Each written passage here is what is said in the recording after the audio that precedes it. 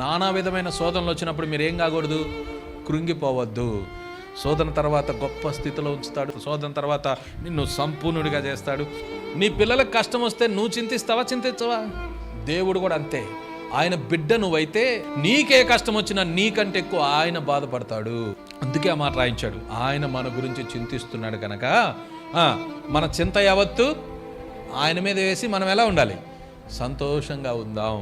చాలా మంది క్రైస్తవులు దేవుడు శోధనలో నుంచి విడిపిస్తాడని తెలిసి కూడా కృంగిపోయి బీపీలు షుగర్లు తెచ్చుకుంటున్నాడండి. ఎందుకు? దేవుడు నీ కార్యం చేయడా? నీ చింత యావత్తు ఆయన మీద వేసి నువ్వు సంతోషంగా ఉండు. శోధనలో నువ్వు కృంగిపోవద్దు. ఈ లోకంలో చాలా మంది వాక్యం తెలియని వారు కృంగిపోతున్నారు, నరకానికి వెళ్ళిపోతున్నారు, సూసైడ్ చేసుకుంటున్నారు. అలాంటి వారికి నువ్వు చెప్పాల్సిన బాధ్యత నీ మీద ఉంది. ప్రియమైన దేవుని కుమారుడా, దేవుని కుమార్తె, ఆయన రక్తం చేత కొనబడిన నీవు నీ సొత్తు కాదు. నీ కోసం జీవించడానికి నువ్వు ఆయన సొత్తు.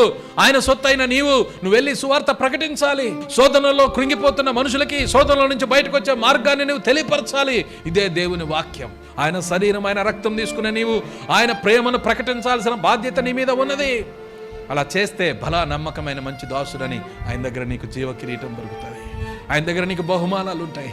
అవన్నీ నువ్వు సొంతం చేసుకోవాలంటే ఈ భూమి మీద ఆయన ప్రేమను ప్రకటించాలి. దేవుడు నిన్ను ఆ విధంగా వాడుకున్నాను గాక.